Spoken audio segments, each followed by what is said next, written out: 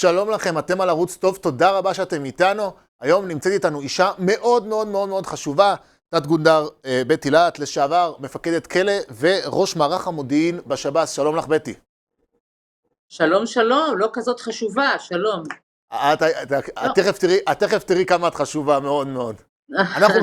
אנחנו הולכים לדבר, כמו שהכותרת אומרת, הפרופיל של חילת האדם, בן המוות סינואר. אנחנו הולכים רגע לדבר על האיש הזה, להבין מה עובר לו בראש כרגע בימים אלו של מלחמה, אבל קודם כל, חסות קצרה ואנחנו מתחילים.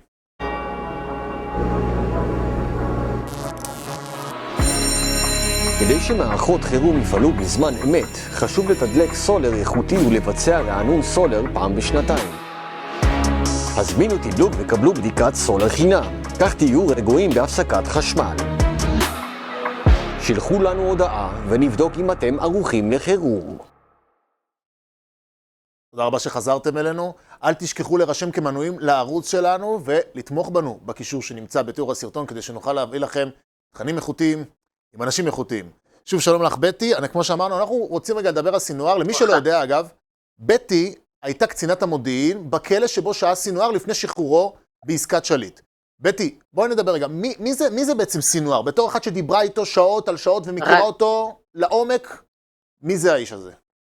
רק לתקן, הייתי מפקדת כלא, בו הוא שהה בכמה סבבים, הייתי קצינת מודיעין בצעירותי עוד כשהוא היה, אני מדברת על לפני יותר מ-20 שנה, אבל ההיכרות המעמיקה עם החילה הזה הייתה בעיקר בתקופה שהייתי מפקדת הכלא, בעדרים בו הוא שהה, ואחרי זה ראש מערך המודיעין בשב"ס, שהוא היה אחד היעדים המודיעיניים החשובים, שהגדרתי אותו אז, יחד עם האנשים שלי, עם הצוות שלי, הוא הוגדר כיעד מודיעיני ארצי, ושיתפנו את כל הגורמים האחרים, שיהיה סנכרון בינינו לבין גופי מודיעין אחרים, כמו שב"כ, אמ"ן וכו'. אז זאת ההיכרות שלי, כן? אוקיי. ומה בעצם מהדיבור שלך איתו, מההיכרות שהייתה לך איתו? אני חושב שזאת הייתה, זה היה הרבה מאוד שנים, הרי יושב הרבה שנים בכלא הישראלי. מי זה האיש? מה עובר לראש של הבן אדם הזה? מה הולך בפנים שם? תראה, האיש הזה הוא במהלך כל השנים שלו בכלא, לפחות בתקופות שאני עוד הייתי באיזה מגעים, כן? או שהייתי קצינת מודיעין בבית כלא שושה, או שהייתי מפקדת כלא, ואחר כך הייתי ראש מערך המודיעין. ההיכרות שלי איתו הייתה מאוד מעמיקה, הוא הכיר אותי עוד שנים קודם, הוא הכיר אותי כשהייתי קצינת מודיעין, עשיתי עבודה גם מעשית עליו באשקלון, באר שבע, ונפחה, כמה סבבים, ואחרי שהוא הגיע לכלא בו אני הייתי מפקדת כלא, כבר הכיר אותי. וכשאני באתי שם לעשות סיור ועבודת היכרות, לפני שמוניתי ונכנסתי לתפקיד, אז בסיור עצמו אמרו לי, תשמעי, הוא לא ידבר איתך. קציני מודיעין וכאלה שהכירו אותו. אמרתי, אין דבר כזה אצלי, הוא ידבר איתי רס בן אנו, ואני גם לא אשאל אותו, ואם הוא לא ידבר איתי, אז הוא ימצא את עצמו במקום אחר. ובסיור עצמו הבהרתי לו את זה, אמרתי לו, אתה יודע, אני קורא לאנשים לא באמצעות דוברי האגף וזה, וכשאני אקרא לך אתה תגיע, אם לא, אז אתה תצטרך שיביאו אותך אליי.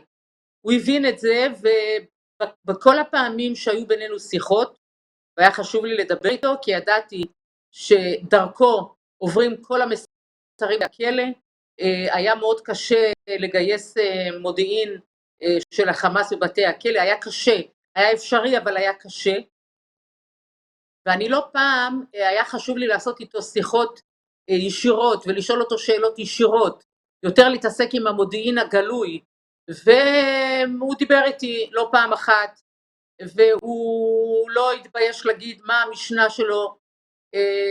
דיברנו על גלעד שליט, דיברנו על מה יהיה בעסקה עצמה, דיברנו על המעורבות שלו בהסתות, על המעורבות שלו בהוצאת ניסיון להוציא פיגועים מחוץ לבית הכלא, דיברנו על זה שהוא שולח אנשים לפגוע באנשי סגל, זה גם היה, דיברנו על זה שהוא פוגע באסירים אחרים שהוא חושד בהם, וזה האיש, הוא אף פעם, הוא לא אמר משהו שהוא לא רצה להגיד, אף פעם הוא לא אמר שהוא אוהד שלנו, הוא לא חזר פעם, הוא חזר על זה שהוא לעולם לא יכיר בקיום שלנו פה באדמה הזאת, הוא אמר את זה, איך אומרים בערבית, איני ענק, הוא אמר את זה, ובדרשות עצמם, כשהם היו דורשים בימי שישי, אז באחת הדרשות, הבנתי על פי מידע מודיעיני שהוא וסלח ארורי, כתבו את הדרשה של יום שישי ביחד, ששם הם אמרו בדיוק מה הם הולכים לעשות, מה התוכניות שלהם, בדרשה לפני החג אבל מתלהמת, וכשאני קיבלתי את הפרטים של הדרשה הזאת, החלטתי שסלח ארורי שהוא דרש, הוא הולך לכלא, ואז הם התחילו לאיים הוא היה כמובן בראשם, שאם הוא ייכנס לצינוקות אז תהיה פה מהומה, ובשיחות עם הסגל אני הבהרתי להם, אני הייתי בבית, זה היה יום שישי, הבהרתי לסגל שאף אחד לא מפחיד אותי, גם כשחלק מהסגל אמר לי, תשמעי, אם תכניסי את סלח ארורי לצינוק או את יחיא סינואר, יהיו מהומות בכל בתי הכלא, אני הבהרתי להם שבתי הכלא האחרים זה לא באחריות שלהם, והם יעשו מה שאני אגיד להם. מה שאני רוצה להגיד, שהוא עשה הרבה ניסיונות איתי, גם הנושא של שביתות רעב בכלא הוא הוביל, הוא נבחר בבחירות כלליות בכל בתי הכלא בישראל פעם אחר פעם, כהמנהיג הבלתי מעורער של החמאס, הם עושים בחירות, צריך לדבר על כל עולם התוכן ועל ההתנהלות שלהם בבתי הכלא, של המחבלים, לפחות בזמנו כשלא הייתה מלחמה, והייתה שגרה מסוימת בבתי הכלא, הם השתמשו הרבה מאוד, בעיקר הוא, בעורכי דין שהיו מגיעים והיו מעבירים מסרים ותיאומים בין בתי הכלא בכלל, והוא איש מאוד קנאי, אסלאמיסט קנאי, הוא לא מכיר בקיום שלנו. אתה יודע, באחת הפעמים הגיע לכלא נציב חדש, שהוא ביקש ממני לעשות ציור ולעשות לו היכרות, הוא היה מקבל ממני סקירות על המחבלים, והוא רצה להכיר יותר לעומק את המחבלים, וכשעשינו סיור אמרתי לו, תסתכל על האיש הזה זה הרשע, שהוא בעצם מוביל את מה שקורה בבתי הסוהר. זה נשמע שהוא איש מאוד מאוד אכזר, כמו שאת אומרת, מאוד מאוד קנאי. מאוד קנאי. יש פה שאלה, כשבאו לשחרר אותו בעסקת שליט, לא ידעו את הדברים האלה? למה שחררו אותו? אם ידעו שהוא עד כדי כך קנאי, אסלאמיסט קיצוני מאוד, זה נשמע סכנת נפשות איומה לשחרר באדם כזה. תראה, נורא עצוב לי להגיד את זה, אבל השב"כ עשה טעויות והוא ממשיך לעשות טעויות. לשב"כ, כשהם יושבים בבתי הכלא, גם אם אתה מביא להם מודיעין עד הפה, עד היד, הם לא פעם, לא משתמשים בזה.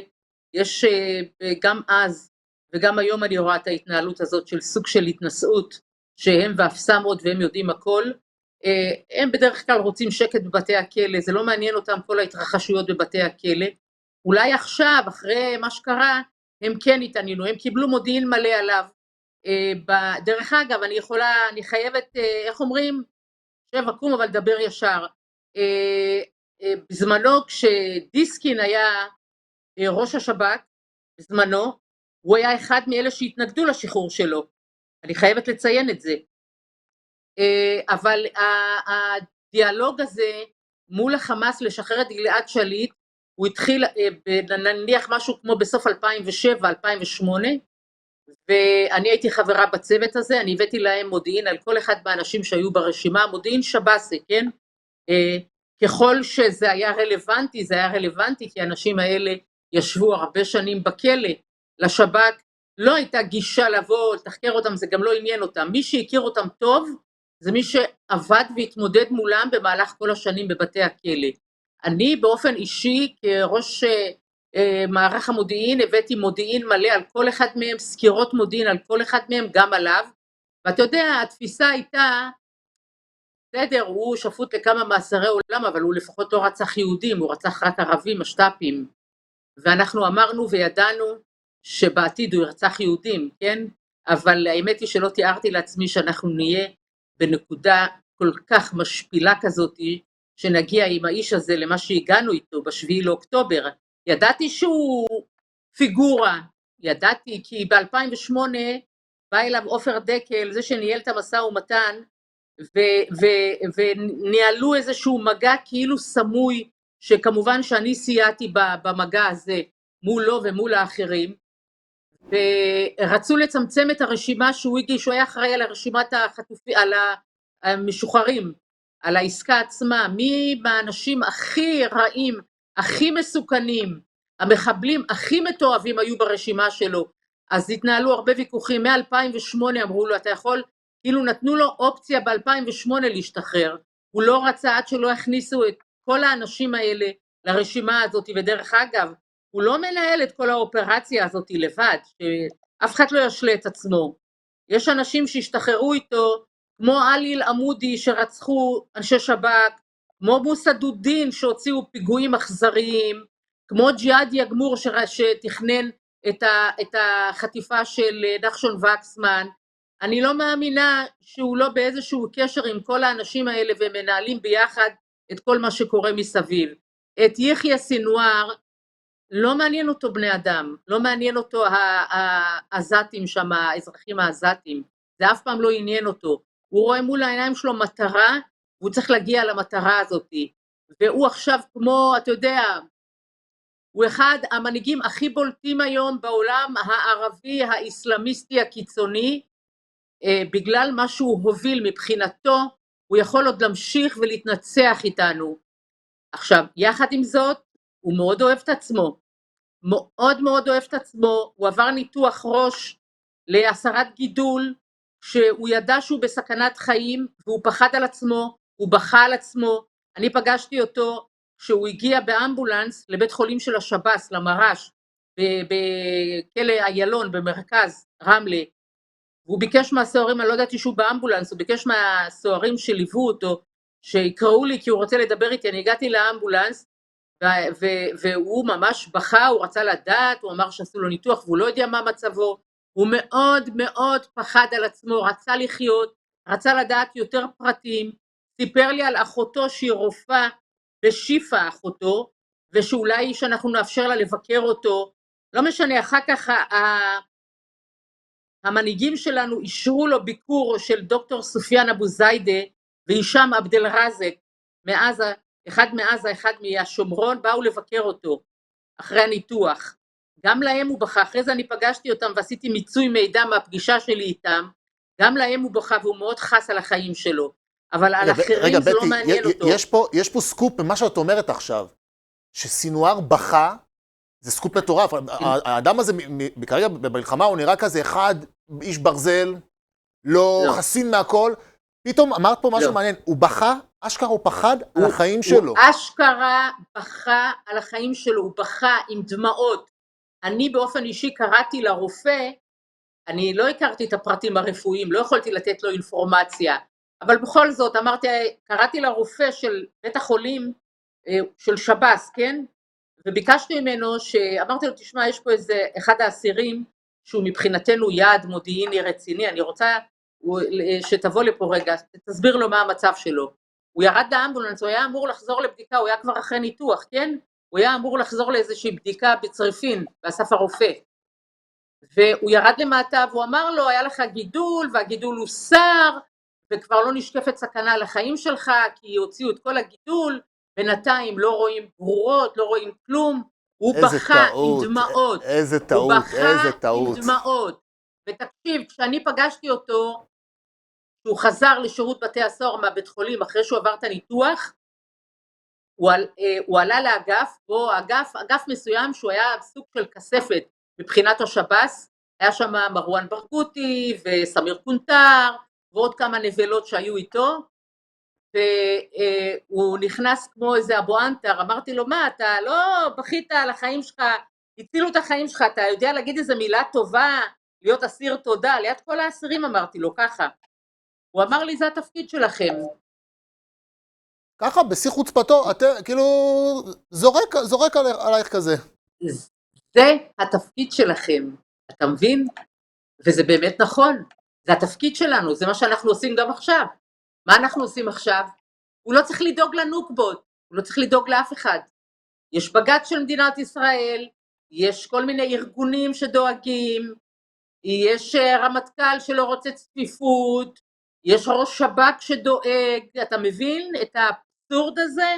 הוא יודעת יודע, מה- הוא מכיר את יודעת אותנו. מה מדאיג אותי בכל הסיפור שאת מספרת? שזה מראה שכאילו לא למדנו כלום. עוד פעם השב"כ משחרר לא, מחבלי לא נוח'בה. משחררים לא את למדנו דוקטור כלום. מנגלה, עוד פעם דנים לא. בתנאי הכלייה של האסירים. בטי, מה יהיה? בטי, מה אנחנו צריכים לעשות כדי להתעשת? מה צריך תראה, לעשות כדי אנחנו להתאפס פה? לא למדנו כלום, אני כבר 9 חודשים, תאמין לי, אני לא, באמת, אני לא נהנית, אתה יודע כמה זה עולה לי בבריאות להתראיין, כל פעם שקוראים לי, אבל אני יודעת שאני חייבת, אנשים פונים אליי ברחוב ואומרים לי, את חייבת להשמיע את הקול שלך, את חייבת לדבר.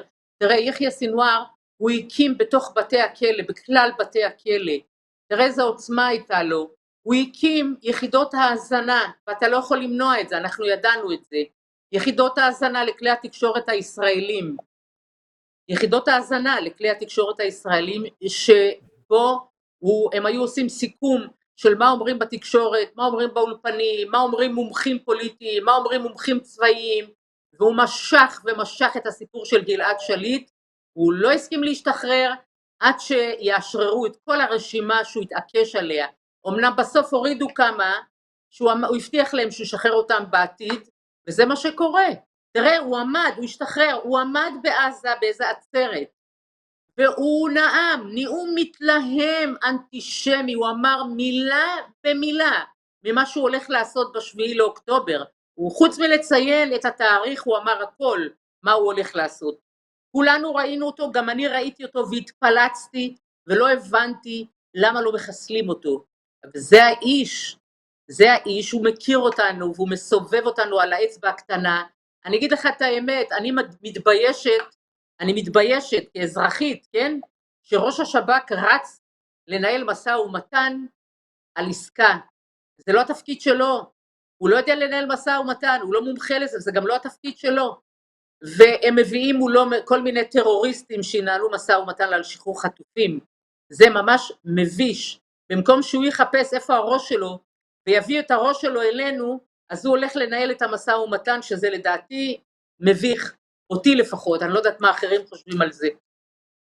זה ממש השב"כ נגד השב"ס, וגם השב"ס נגד השב"כ, בעקבות ההתנהלות שלו, כמו שאת אומרת, גם של רונן בר בסוגיה הזאת. תת גונדר, אני עכשיו לא, רגע שנייה, אני רק רוצה לדייק, אני לא מייצגת את שב"ס, כן? אני לא יודעת מה יש לו עם שב"ס היום, אני רק רוצה להגיד לך שזה לא נגד שב"ס, זה נגד כל מה שמתנהל פה, כל מה שקורה פה. אני חושבת שאנחנו עושים המון שגיאות, הוא לא יודע ערבית, הוא לא מכיר את הערבים, הוא ראש שב"כ שלא יודע ערבית, וחבל מאוד שהוא מנהל את המשא ומתן ולא מישהו אחר, חבל מאוד.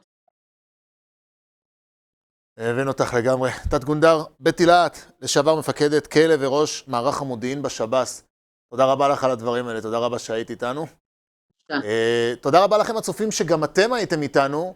אל תשכחו להירשם כמנויים לערוץ היוטיוב שלנו, לתמוך בנו בקישור שנמצא בתיאור הסרטון. עד אז שנשמע רק בשורות טובות. בהצלחה לחיילים שלנו בכל מקום שהם. להתראות.